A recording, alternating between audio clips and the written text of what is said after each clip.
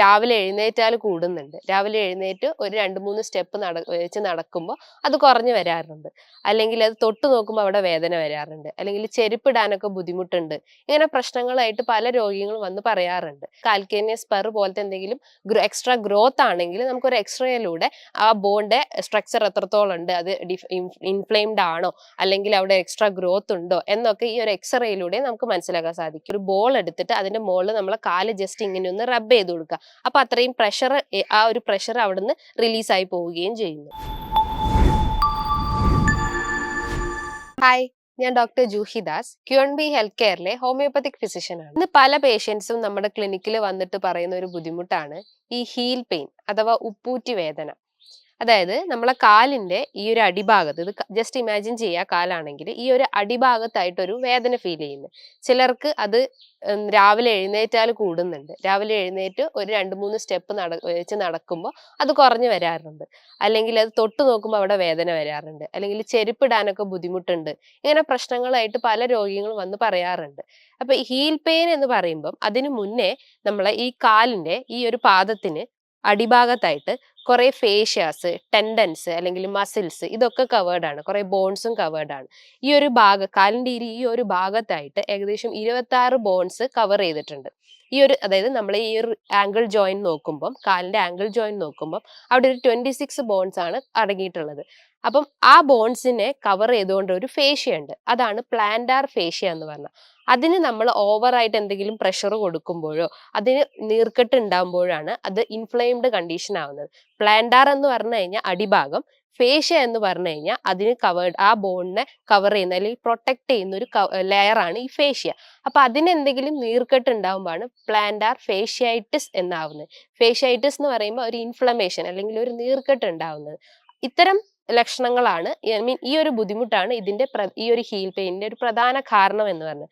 മറ്റൊന്ന് പറഞ്ഞാല്, നോർമലി നമ്മളെ കാലുകൾക്കൊക്കെ അടിഭാഗത്തായിട്ട് ഒരു ആർച്ച് ഉണ്ടാവും. അത് നമ്മളെ വാക്ക് ചെയ്യാനും അല്ലെങ്കിൽ നടക്കാനും അല്ലെങ്കിൽ ഓടാനും ഒക്കെ സഹായിക്കുന്നതാണ് ഈ ആർച്ച്. അത് നമ്മളെ ബാലൻസ് മെയിൻറ്റെയിൻ ചെയ്യാനും ഒക്കെ സഹായിക്കുന്നു. ചില ആളുകളിൽ ആ ആർച്ച് കുറവായിരിക്കും. അപ്പം അവർക്ക് നടക്കാനുള്ള ഒരു ബുദ്ധിമുട്ടുണ്ടാവും. അപ്പൊ അവിടെ കൂടുതൽ പ്രഷർ വരികയും അങ്ങനെ ഈ ഇൻഫ്ലമേഷൻ വരികയും അങ്ങനെ ഫേഷ്യായിറ്റിസ് പോലത്തെ അസുഖങ്ങൾ അല്ലെങ്കിൽ വേദന രൂപപ്പെടുകയും ചെയ്യുന്നു. മറ്റൊന്ന് പറഞ്ഞാൽ, നമ്മൾ കൂടുതലായിട്ട് ഹീൽസ് യൂസ് ചെയ്യുമ്പോൾ, ഹൈ ഹീൽസ് ഒക്കെ യൂസ് ചെയ്യുന്ന ആളുകളാണ് ഇന്ന് പലരും. അപ്പൊ അത്തരം ഹൈ ഹീൽസ് ഒക്കെ യൂസ് ചെയ്യുമ്പോഴും ആ ഒരു ഏരിയയിൽ വേദന വരും. ഇത്തരം വേദനകൾ കൂടാതെ ഈ ഒരു വേദന ഉണ്ടെങ്കിൽ തന്നെ നമുക്ക് മറ്റൊരു പ്രധാന കാരണം എന്ന് പറഞ്ഞാൽ കാൽക്കേനിയസ് സ്പർ. ഞാൻ പറഞ്ഞു, ഈ ഒരു കാലിന്റെ ഈ ഒരു ഭാഗത്തായിട്ട് 26 ബോൺസ് അടങ്ങിയിട്ടുണ്ടെന്ന് പറഞ്ഞു. അവിടെയുള്ള ഒരു ബോണാണ് ഈ കാൽക്കേനിയം.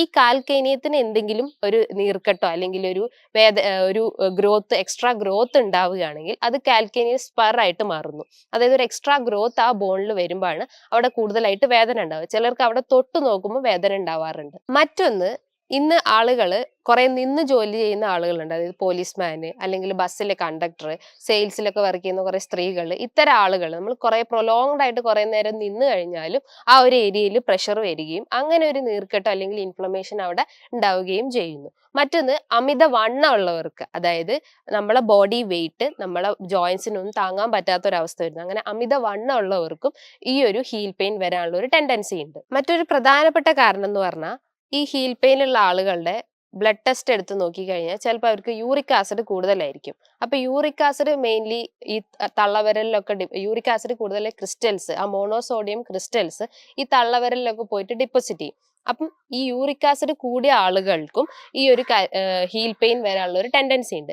മറ്റൊന്ന് പറഞ്ഞാൽ, ഒരു മെറ്റബോളിക് ഡിസോർഡർ ആയിട്ടുള്ള ഹൈപ്പോതൈറോയിഡിസം അല്ലെങ്കിൽ തൈറോയിഡ് പ്രോബ്ലംസ് ഉള്ള ആളുകളിലും ഈ ഹീൽ പെയിൻ വരാനുള്ള ഒരു ടെൻഡൻസി ഉണ്ട്. ഇത്തരം ഉപ്പൂറ്റി വേദന, ഈ ഹീൽ പെയിൻ ഉണ്ടെങ്കിൽ നമുക്കൊരു ബ്ലഡ് ടെസ്റ്റ് നടത്തി കഴിഞ്ഞാൽ നമുക്ക് യൂറിക് ആസിഡിന്റെ ലെവൽ എത്ര ഉണ്ടെന്ന് മനസ്സിലാക്കാം. അപ്പൊ ഞാൻ പറഞ്ഞു, യൂറിക് ആസിഡ് കൂടിക്കഴിഞ്ഞാൽ ഈ ഒരു ബോൺസിലൊക്കെ കാൽഷ്യം ഡിപ്പോസിറ്റ് ചെയ്തിട്ട് അല്ലെങ്കിൽ ക്രിസ്റ്റൽസ് ഡിപ്പോസിറ്റ് ചെയ്തിട്ട് അങ്ങനെ വേദന ഉണ്ടാക്കാം. അപ്പൊ ആ ഒരു ബ്ലഡ് ടെസ്റ്റിലൂടെ യൂറിക് ആസിഡിന്റെ ലെവൽ എന്താണെന്ന് മനസ്സിലാക്കാം. ഇനിയിപ്പോ എന്തെങ്കിലും ബോൺ ഡിഫോമിറ്റി, അത് നേരത്തെ പറഞ്ഞു കാൽക്കേനിയസ് സ്പർ പോലത്തെ എന്തെങ്കിലും എക്സ്ട്രാ ഗ്രോത്ത് ആണെങ്കിൽ നമുക്കൊരു എക്സ്റേയിലൂടെ ആ ബോണിന്റെ സ്ട്രക്ചർ എത്രത്തോളം ഉണ്ട്, അത് ഇൻഫ്ലെയിംഡ് ആണോ അല്ലെങ്കിൽ അവിടെ എക്സ്ട്രാ ഗ്രോത്ത് ഉണ്ടോ എന്നൊക്കെ ഈ ഒരു എക്സ്റേയിലൂടെ നമുക്ക് മനസ്സിലാക്കാൻ സാധിക്കും. ഇത്തരം വേദനകൾ വരുമ്പം നമുക്ക് എന്തൊക്കെ മാനേജ്മെന്റ്, നമ്മുടെ വീട്ടിലിരുന്ന് തന്നെ നമുക്ക് എന്തൊക്കെ മാനേജ്മെന്റ് നോക്കാം.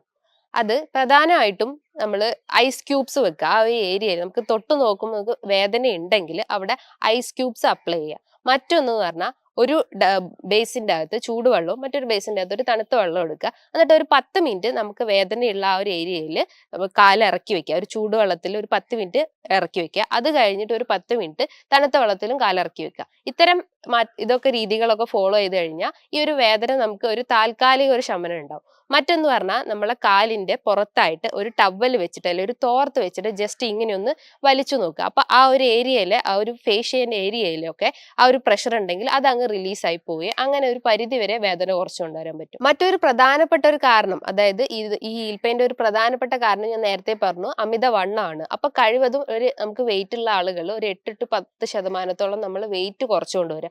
അപ്പൊ അത്രയും വെയിറ്റ് നമ്മളെ ജോയിന്റ്സിന് താങ്ങുന്നത് ആ ഒരു വെയിറ്റ് കുറഞ്ഞതിലൂടെ നമുക്ക് സാധിക്കും.